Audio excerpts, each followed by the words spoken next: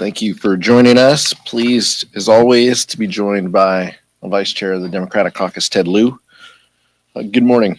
Republicans spent the last week lying about their vote to throw 17 million Americans off of health insurance. They're so terrified of voter backlash that they're charting new frontiers in dishonesty and political chutzpah. Rob Bresnahan says the big ugly law will be the largest deficit reduction in 30 years when it actually explodes the deficit by $4 trillion. Gabe Evans, on the other hand, has twisted himself into knots, claiming that there are no Medicaid cuts because technically healthcare spending will continue to rise. He's hoping that the 1 in 3 voters in Colorado who he represents won't notice losing their healthcare. Derek Van Orden wants his voters to believe that somehow he managed to secure more money for Badger Care, even though he voted for $1 trillion in cuts to Medicaid, prompting the governor of Wisconsin to call him out for lying. Here's the truth. Republicans own the healthcare crisis that they've created. People will get sick, hospitals will close, like we've seen in places like Curtis, Nebraska, and nursing homes will shut down. And they're doing all of this so they can give billionaires tax breaks and make private jets fully tax deductible. They're the same rich and well-connected elites that they're protecting by keeping the Epstein files under lock and key after campaigning to release them. It's shameful, and House Democrats will make sure that they are held accountable. Now I'll turn it over to Vice Chair Ted Lieu. Thank you, Chairman Aguilar. Donald Trump, when he campaigned, promised on day one he would end inflation and lower costs. Donald Trump lied to the American people because we now know that inflation has continued to increase under his policies and that of Republicans. The most recent inflation report shows that inflation increased to 2.7% above expectations, and core CPI increased to 2.9%. We call on Trump and Republicans to focus on lowering costs instead of things like the big ugly bill that are kicking millions of people off healthcare. I've also noticed that there's been an uptick in activity around the Epstein files recently. I just want to remind the American people that in February of this year, Attorney General Pam Bondi acknowledged the existence of Jeffrey Epstein's client list. In fact, she said that Jeffrey Epstein's client list is, quote, sitting on my desk right now. Where is that client list? What is Attorney General Pam Bondi hiding? She needs to release the Epstein files as soon as possible. I talked about the Epstein files under the Biden administration. I'm talking about it under the Trump administration. This is a case of the powerful protecting the powerful. We need to have those files released. I also note that the Epstein files that have already been released show that Trump is all over the files. He's in multiple pictures with Jeffrey Epstein. There's multiple videos of Trump with Jeffrey Epstein. There are plane logs of Trump on Epstein's plane. There are statements by Trump about Epstein. There are court pleadings of alleged victims of Epstein naming Trump. So we need to have these Epstein files released. I also want to talk a little bit about Ukraine. The only way we get Vladimir Putin to the negotiating table is to defeat Russian troops on the battlefield. I support President Trump's decision to send Patriot missiles to Ukraine. I support President Trump's decision to say that he's going to backfill Europe's military equipment when Europe sends military equipment to Ukraine. And that is how we're going to get Putin to the negotiating table, by letting Putin know that he cannot win this war. And with that, I yield back. Thank you, Vice Chair Lieu. Questions? Mariana? Thank you. A group of bipartisan Republicans, Democrats are reintroducing the Dignity Act. Bipartisan bill. A couple of years ago, apparently it's more narrow and more tailored to what's been happening as of late. I know the details of the shortly, but is this an opportunity for Democrats to possibly force a discharge petition on an issue that's bipartisan? It seems like there's been some Republicans that was working with the White House to try to get this. You know, when Stephen Miller, and I appreciate the question, when Stephen Miller and Tom Homan are running your immigration policy, it's going to be pretty difficult to find common ground. I appreciate our members willingness to engage with their Republican colleagues, and I appreciate anyone who takes that spirit of bipartisanship and wanting to solve an issue that we have let lapse for 30 years without a solution, leaving millions of people in limbo. And I've been a part of efforts both in the Democratic Caucus as well as in the Congress in order to support pathways for dreamers particularly. But it's a little hard to believe our House Republican colleagues who wrote a lot of letters saying that they didn't want the Latino population impacted by Medicaid cuts, and then they vote for that same bill that attacks Medicaid and will cut Medicaid for millions of Latinos across the country. So it's a little difficult. And right now we want to see the details of the bill. I understand that it has narrowed, though, and that's unfortunate when a vast majority of Americans, including recent polling that came out in the last week, show that Americans, including Republicans, believe in broadening path to citizenship, a path to citizenship for people who play by the rules, who pass a background check, who are working in this country. That's what we need to do. So we don't need to come backwards on ways to citizenship. We need to expand those.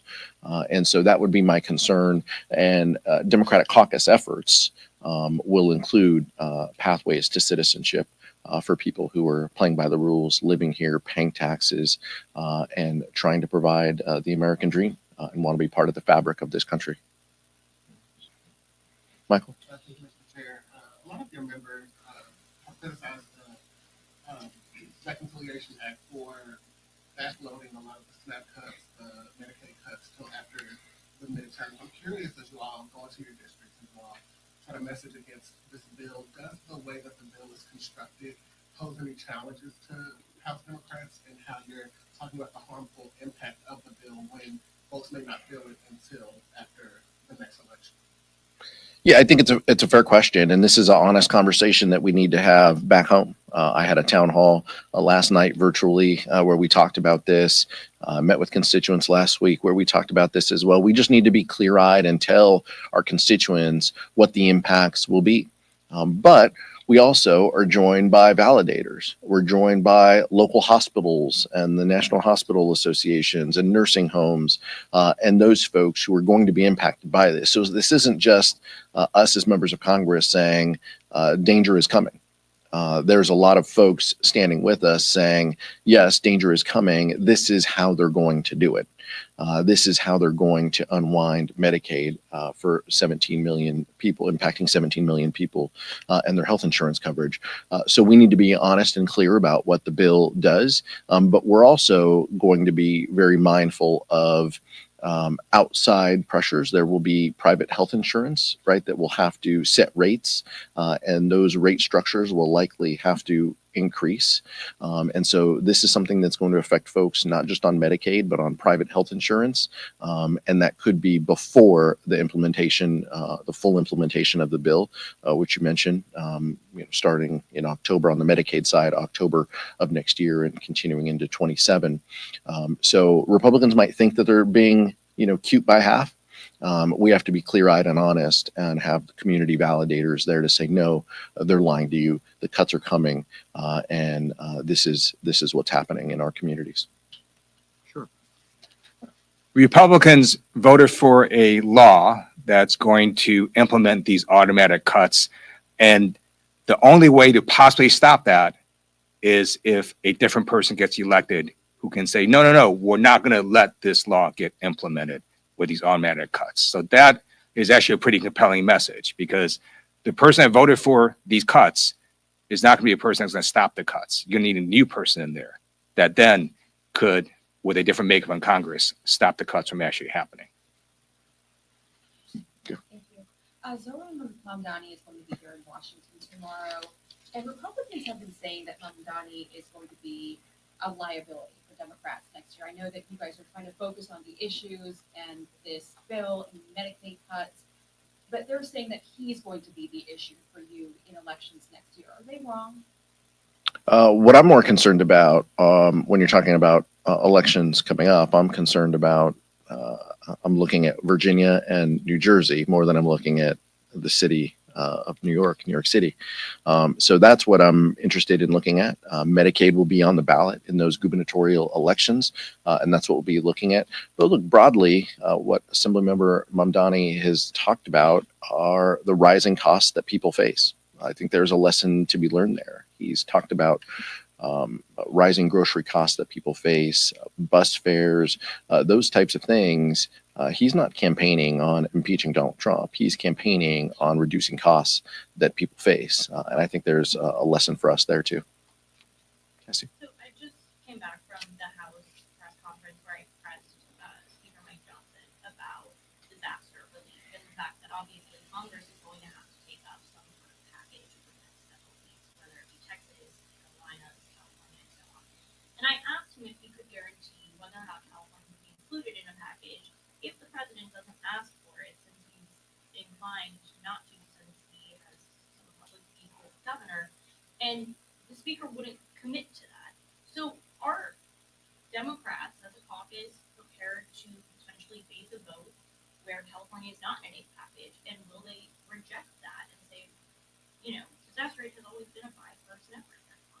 Yeah, I mean, that's our underlying message is it shouldn't matter whether you live in a blue state or a red state. If you experience a natural disaster and you need help from the federal government, we should be there to help. That's it. That's the bottom line. Not red states get faster attention and blue states don't, or we don't send help to one and the other. If this speaker wants to be the first speaker in American history to politicize disaster recovery and assistance and to penalize states from another political party of his own, then that might be the legacy he wants to leave. In addition to the legacy of kicking people off of healthcare, that would be unfortunate. But we'll see what happens. But we are committed, and I'll defer to the vice chair as a member of the California delegation as well. We are committed to hold Republicans accountable to this. This is a very simple solution. This isn't about Texas or California or North Carolina or New Mexico. The funds that Congress puts dollars into need to be replenished. There's a series of them, from SBA to FEMA. All of these funds are going to be strapped for cash because of the claims that will be filed. We just need to replenish those funds, irrespective of the claims and where they're coming from. That's it. That's the solution. Replenish the disaster relief fund and the associated counts that respond to disasters. It doesn't matter where people apply. If they meet the qualifications and come from a state that has experienced a disaster, they will apply. And so let's keep the states out of it and just replenish the funds. That's our message to our Republican colleagues. I hope that cooler heads prevail, and I hope that people who pride themselves on supporting this place as an institution meet that moment. I'm concerned that Donald Trump leading this and leading them poses a risk to that. But I hold out hope that they will push back and work with us in a bipartisan way. Vice Chair Lieu. There are more Republicans living in Southern California than a number of red states. So why would Trump and Republicans want to punish Republicans who happen to live in Southern California? It makes no sense. It's un-American. It's unpatriotic to do disaster relief based on party registration or ideology. I also note that Trump and Republicans are making drastic cuts to organizations like the National Weather Service, that in a time like this, when you're seeing more and more extreme weather events, we actually need more people at the National Weather Service, not less. And I asked Trump Republicans to reverse those devastating cuts. Question. With Arizona's special election today, there's 3 seats obviously vacant. Why is it detrimental for Democrats to fill those 3 seats with such a majority? It's important for those seats to be filled because the people who live in those communities deserve representation.